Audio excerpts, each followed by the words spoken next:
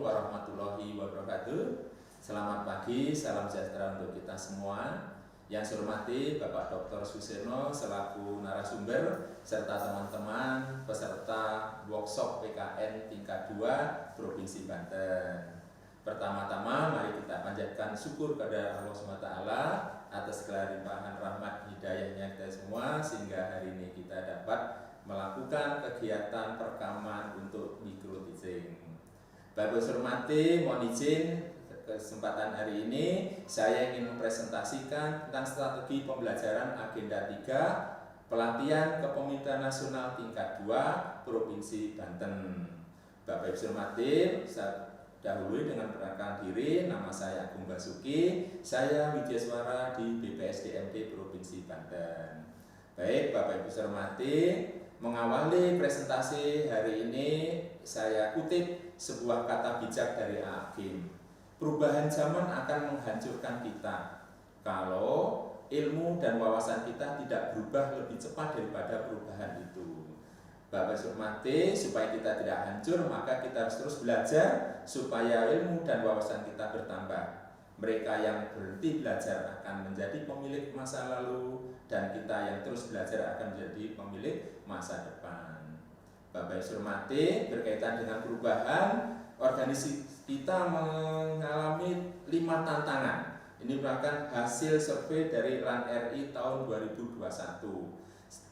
Kelima tantangan tersebut adalah inovasi, tuntutan digitalisasi, pengembangan SDM, tuntutan pelaksanaan cara kerja yang lebih efisien, membangun kemampuan kolaborasi dan mempengaruhi. Untuk itu, Bapak hormati, supaya para pemimpin organisasi ini dapat menjawab kelima tantangan itu, maka LAN RI telah merumuskan 10 kompetensi yang harus dimiliki dan harus dikembangkan oleh para pemimpin organisasi. Nah, bagaimana supaya pemimpin organisasi itu memiliki dan terus mengembangkan 10 kompetensi tersebut? Maka LAN RI membuat pola pengembangannya bukan hanya melulu berdasarkan training. Paradigma lama bahwa pengembangan kompetensi selalu dengan training, maka sekarang berubah. Training hanya menempati 10%. Sementara selebihnya harus menggunakan coaching, menggunakan mentoring, bahkan lebih dari itu 70% merupakan penugasan. Baik penugasan proyek, penugasan khusus, kemudian pembelajaran di tempat kerja, on the job training, maupun penugasan secara gugus tugas dan rotasi. Bapak hormati, kompetensi apa yang perlu dikembangkan kaitannya dengan kepemimpinan? Untuk PKN tingkat 2 bagi JPT Pratama, maka kompetensi dikembangkan adalah kompetensi kepemimpinan strategis. Bapak hormati, berkaitan dengan pelatihan kepemimpinan bagi pejabat struktural, maka LAN RI membuat kebijakan baru yang dituangkan dalam bentuk produk hukum, yakni Perlan nomor 5 Yunto nomor 6 tahun 2002 tentang penyelenggaraan kepemimpinan pelatihan struktural, kemudian dilengkapi dengan Keplan nomor 374 dan 775 tentang kurikulumnya beserta pedoman penyelenggaranya. Selain itu, kebijakan dari LAN adalah bahwa jika dulu menggunakan klasikal 100%, maka yang baru menggunakan pola blended learning, pola klasikal, dan distance learning. Bapak Ibu hormati, nah, apa saja yang baru dari kebijakan-kebijakan tersebut? Yang pertama tentang kurikulum dan materi pembelajaran. Yang kedua mengutamakan pola blended. Yang ketiga mata pelatihan inti, dasar dan pilihan. Yang keempat pendekatan agenda, dan yang kelima pemetaan sikap perilaku kepemimpinan. Yang pertama tentang kurikulum. Bapak Ibu hormati, untuk kurikulum yang baru ini terdiri dari 3 kelompok mata pelatihan. Yang pertama adalah kelompok mata pelatihan inti yang terdiri dari 4 agenda. Ini semuanya given dari LAN RI dan kita sebagai fasilitator tidak bisa melakukan intervensi. Kemudian yang kedua kelompok mata pelatihan dasar diwajibkan mengambil 9 JP terdiri dari 3 mata pelatihan, dan untuk yang 3 mata pelatihan pilihan diwajibkan untuk mengambil minimal 12 JP, memilih 3 atau 4 dari 10 mata pelatihan yang disediakan oleh LAN-RI. Kemudian tentang materi Bapak Ibu, ada beberapa modul yang berubah judul maupun penambahan dan penyempurnaan isi. Di lain pihak ada juga modulnya, judulnya tetap sama, tetapi materinya dilengkapi dan disempurnakan. Di sini ada salah satu mata pelatihan yang muncul yang tidak muncul pada waktu yang lama, yakni mata pelatihan P3 atau Public Private Partnership. Bapak Ibu saya hormati, seperti apa learning journey dari PKN tingkat 2 ini? Seperti saya kemukakan di atas, bahwa untuk PKN tingkat 2 ini mata pelatihan inti terdiri dari 4 agenda. Agenda 1, agenda 2, agenda 3, dan agenda 4 yang semuanya saling berkaitan, saling berhubungan, dan saling menguatkan jadi satu kesatuan. Sehingga nanti ketika terjadi coach, maka pastikan yang kita bimbing tersebut harus bisa mengaktualisasikan ilmu dan kompetensi yang diperoleh pada agenda 1, agenda 2, agenda 3, dan agenda 4. Baik Bapak Ibu hormati, seperti apa tahapan blended learning untuk PKN tingkat 2 itu? Yakni terdiri dari 7 tahap. Tahap pertama adalah klasikal tahap pertama, kemudian dilanjutkan dengan pembelajaran mandiri menggunakan MOOC. Pada tahap ketiga kemudian dilanjutkan dengan e-learning, dilakukan di tempat kerja peserta pelatihan. Tahap yang keempat, membangun komitmen bersama, masih tetap dilakukan di tempat kerja. Kemudian pada tahap kelima, melalui pembelajaran klasikal tahap kedua akan dilaksanakan di penyelenggara kediklatan. Kemudian pada tahap ke-6 ini berupa aktualisasi kepemimpinan kolaboratif dilaksanakan di tempat kerja, dan pada tahap yang ke-7 atau tahap terakhir nanti kita masuk ke tahap klasikal tahap ketiga. Baik Bapak Ibu hormati, selanjutnya bagaimana strategi pembelajaran PKN 2 khususnya agenda 3 itu? Bapak Ibu hormati, sebagaimana kebijakan LAN bahwa untuk pelatihan yang baru menggunakan pola blended learning yang terdiri dari klasikal, MOOC, dan e-learning. Ketiga-tiganya diarahkan untuk terjadinya active learning. Mengapa active learning?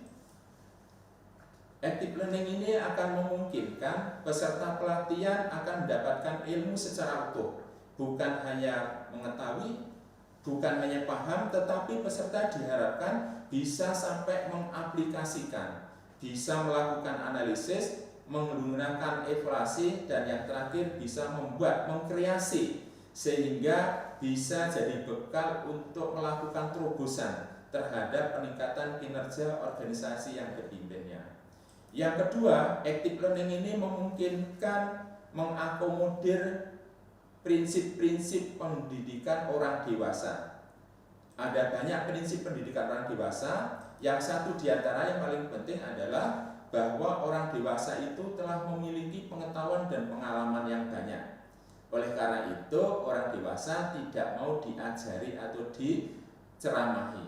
Mereka akan happy, mereka akan senang kalau difasilitasi. Oleh karena itu, Bapak Ibu, kita sebagai fasilitator tugasnya adalah memfasilitasi, bukan mengajari. Yang kedua, Bapak Ibu, bahwa active learning ini akan bisa memfasilitasi mereka yang memiliki tipe-tipe pembelajaran yang berbeda-beda. Di antara peserta ada yang dominan dengan visualnya, cepat mengerti kalau membaca dan melihat. Ada juga yang dominan dengan auditorinya, mereka akan cepat mengerti ketika diberikan penjelasan, diperdengarkan penjelasan. Dan ada juga peserta yang cepat mengerti ketika mereka melakukan.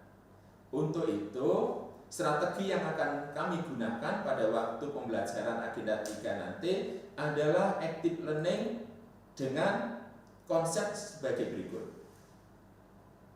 Mereka akan kami perdengarkan, ada penjelasan, ada ceramah, kemudian juga akan kami perlihatkan contoh, pola, dan sebagainya. juga akan berikan kesempatan mereka untuk bertanya, menjawab, mendiskusikan. Selain itu juga akan kami berikan kesempatan mereka untuk dapat melakukan. Insya Allah dengan mendengar, melihat, mendiskusikan, dan melakukan, mereka akan mendapatkan pengetahuan dan keterampilan yang baru. Lebih dari itu, kami juga akan memfasilitasi peserta pelatihan untuk mempresentasikan, untuk mengajarkan kepada orang lain, kepada sesama peserta. Dengan demikian, insya Allah mereka akan menguasai materi yang dipelajari. Nah, Bapak Ibu sudah hormati, seperti apa sih active learning itu? Maka strategi tersebut saya tuangkan dalam bentuk RBPMA dan RPA sebagai berikut. Ya, Bapak Ibu sudah hormati, RBPMA ini saya rancang adalah dengan mengakomodir active learning. Ini kolom-kolomnya semuanya tinggal mengcopy dari kurikulum dan dari modul Bapak Ibu, terdiri dari 41 JP yang masing-masing 45 menit, 11 JP MOC, 28 JP e-learning, dan 2 JP klasikal. Nah, di sini Bapak Ibu terdiri dari 4 indikator yang masing-masing indikator diambil dari masing-masing modul. Oleh karena itu ada 4 modul, otomatis ada 4 indikator. Sementara sub materi pokok ini diambil dari masing-masing bab tiap-tiap modul. Contohnya untuk modul yang pertama ada 2 bab, maka di sini kami munculkan ada 2 sub materi pokok. Yang paling penting Bapak Ibu, yang di sini adalah bagaimana strategi itu diformulasikan. Di sini pada tahap MOC tidak hanya cukup dengan membaca, tetapi peserta kami tugaskan untuk membuat summary, untuk menjawab soal, membuat ringkasan, dan sebagainya. Pada tahap e-learning, kami juga akan menggunakan kombinasi antara ceramah, tanya jawab, permainan video penayangan, ya, kemudian video klip, juga termasuk ada penugasan baik kelompok maupun individu. Porsi ceramah kami bikin seminim mungkin supaya peserta lebih banyak melakukan tanya jawab, diskusi, melaksanakan tugas kelompok dan melaksanakan tugas individu. Dengan demikian peserta lebih aktif, lebih dinamis, dan lebih enjoy karena difasilitasi. Sementara untuk alat bantu ini disesuaikan dengan kebutuhan metode. Metode ini tidak akan jalan apabila tidak difasilitasi dengan lengkap. Inilah fasilitas-fasilitas yang diperlukan untuk mendukung terlaksanakan metode pada tahap e-learning maupun tahap klasikal. Selanjutnya Bapak Ibu hormati, setelah RBPMA maka kami breakdown ke dalam rencana pembelajaran agenda atau RPA. Semuanya poin-poinnya kami ambil copy paste dari RBPMA. Di sini yang paling penting bahwa RPA itu merupakan rancangan yang lebih terperinci, lebih operasional dibandingkan RBPMA. Karena RBPMA bersikap global, kemudian lebih rinci, lebih operasional kami tuangkan dalam RPA. Sebagai berikut Bapak Ibu, semuanya materi, sub pokok materi, kemudian indikator, hasil belajar dan semuanya sama persis dengan yang tercantum dalam RBPMA. Yang berbeda di sini Bapak Ibu, bahwa pada waktu di RPA ini kami tuangkan tahap sinkronus, asinkronus, dan tahap klasikal dengan menampilkan siapa mengerjakan apa. Di sini fasilitator menjalankan metode-metode yang sudah ditentukan, sementara peserta menyesuaikan dengan fasilitas yang disediakan oleh fasilitator.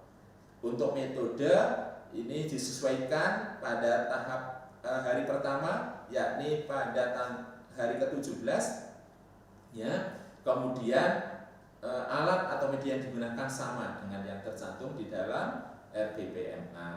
Demikian juga pada hari yang ke-18 untuk modul berikutnya dengan fasilitas yang dilakukan oleh fasilitator dan apa yang harus dilakukan oleh peserta ini harus relevan dengan metode yang sudah dirancang dari awal, menggunakan alat yang juga sudah kami rencanakan, serta waktu yang sudah kami tentukan.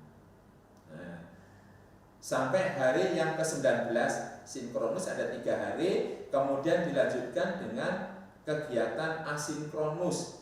Ya, pada kegiatan asinkronus ini peserta tidak ada komunikasi langsung dengan fasilitator, tetapi mereka bisa saling berkomunikasi dengan sesama peserta. Apa yang harus dilakukan?